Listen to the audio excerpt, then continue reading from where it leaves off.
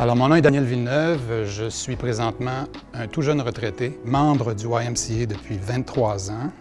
J'habite Notre-Dame-de-Grâce. Quand on quitte le travail régulier, le travail salarié, on quitte des collègues, on quitte un milieu de travail, des complices de travail, tout ça. Et c'est comme si le Y de mon quartier avait pris un peu le relais de ce milieu social. Je peux le dire que pour Notre-Dame-de-Grâce, c'est vraiment un lieu de rencontre extraordinaire, un lieu où les voisins se retrouvent. Donc, c'est pas seulement un gym, c'est un lieu de socialisation, un lieu de rencontre communautaire. Puis bon, alors ça, quand le Y a annoncé sa fermeture, au moins temporaire, et là, peut-être plus que jamais, les gens ont réalisé, moi le premier, que le Y tenait une place importante, et plus importante que je le croyais, dans ma vie et dans la vie de la communauté où je me trouve, à Notre-Dame-de-Grâce. On perdait pas seulement notre gym, on perdait un lieu de rencontre.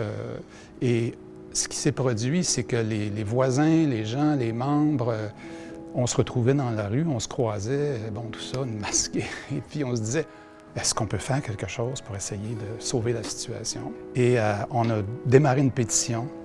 On a obtenu au-dessus de 3500 signatures dans le quartier, donc pas seulement des membres, mais aussi dans le voisinage. Le conseil d'arrondissement de Notre-Dame-de-Grâce n'a pas pu ignorer ce mouvement-là. Et éventuellement, la mairesse de l'époque a pris contact avec nous, les conseillers municipaux, pour qu'on puisse explorer des façons, comment on peut... Est-ce qu'il y a moyen de sauver le Y? On sait que le Y est frappé durement par la pandémie, comme tout le monde, mais est-ce qu'on peut trouver une solution? Et après des mois de discussion, une solution a été trouvée. C'est que la ville, l'arrondissement ont acheté le terrain du Y de Notre-Dame-de-Grâce. On était très, très, très heureux, très fiers aussi comme citoyens engagés. Hey, on a réussi ça. J'ai fait l'expérience au fond, comme des citoyens avec qui je me suis impliqué, du pouvoir qu'on pouvait avoir comme citoyen d'influencer nos instances locales. Donc j'ai senti ce que c'est que d'être l'impact qu'on peut avoir comme citoyen actif en s'impliquant. Donc, c'est le Y qui me conduit là. Et c'est au point même que, si je vais plus loin dans mon aventure, c'est qu'on a eu des élections municipales récemment.